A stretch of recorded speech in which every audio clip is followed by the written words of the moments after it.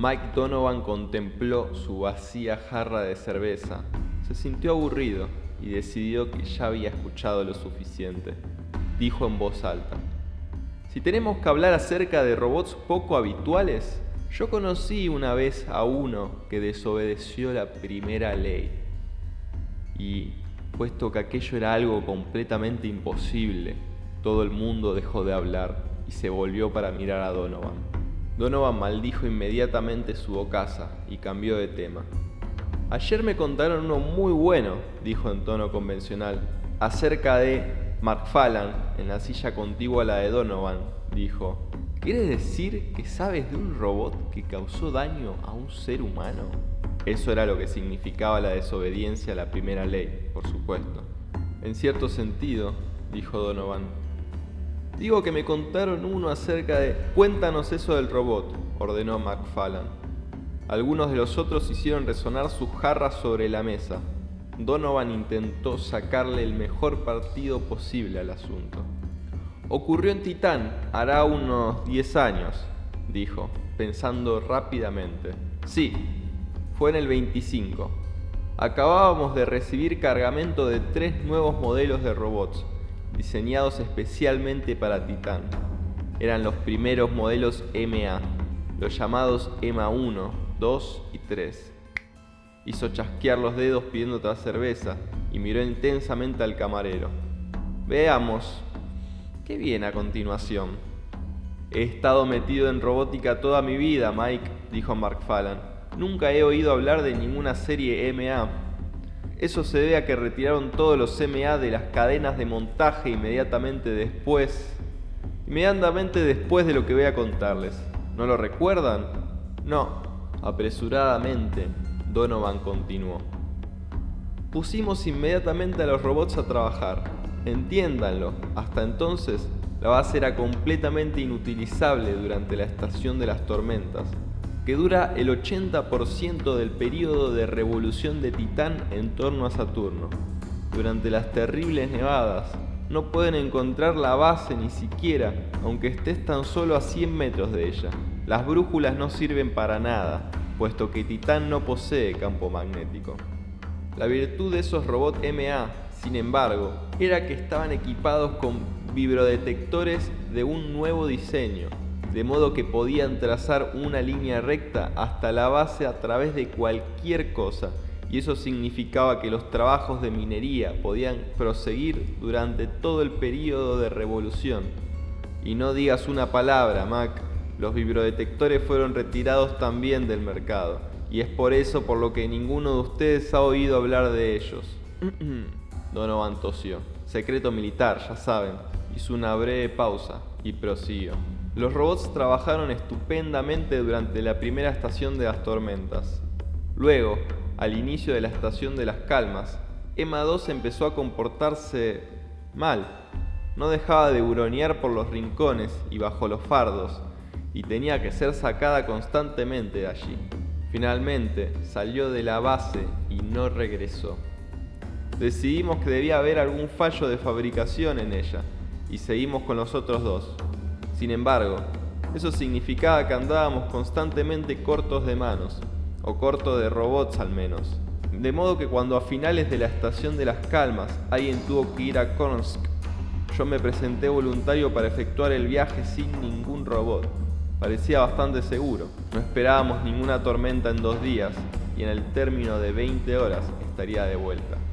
Estaba ya en mi camino de vuelta, a unos buenos 15 kilómetros de distancia de la base, cuando el viento empezó a soplar y el aire a espesarse. Hice aterrizar inmediatamente mi vehículo aéreo antes de que el viento pudiera destrozarlo. Me orienté hacia la base y eché a correr. Podía correr una buena distancia sin dificultad en aquella baja gravedad, pero ¿cómo correr en línea recta? Esa era la cuestión. Mi reserva de aire era amplia y los calefactores de mi traje satisfactorios, pero 15 kilómetros en medio de una tormenta titaniana, son el infinito.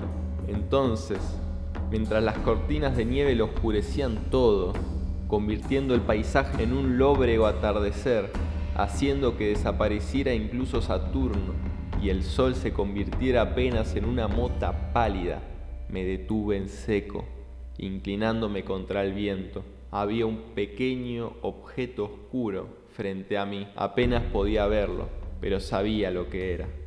Era un cachorro de las tormentas, la única cosa viva capaz de resistir una tormenta titaniana y la cosa viva más maligna con la que puedas encontrarte en ningún lado.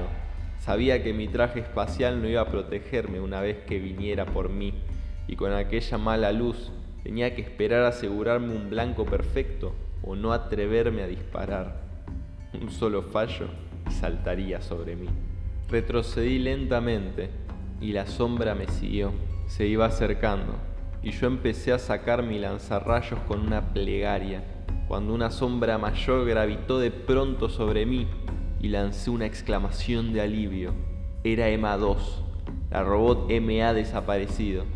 No me detuve ni un momento en preguntarme qué podía haberle pasado o preocuparme por sus dificultades.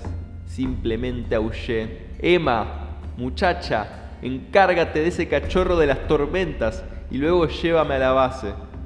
Ella se me quedó mirando, como si no me hubiera oído, y dijo: «Amo, no dispare, no dispare». Echó a correr a toda velocidad hacia aquel cachorro de las tormentas. «Encárgate de ese maldito cachorro, Emma», grité. Y efectivamente se encargó de él. Lo cogió en sus brazos y siguió caminando. Le grité hasta que me quedé afónico, pero no regresó. Me dejó para que me muriera en medio de la tormenta. Donovan hizo una dramática pausa. Naturalmente, todos ustedes conocen la primera ley. Un robot no puede dañar a un ser humano o, por inacción, permitir que un ser humano sufra daño.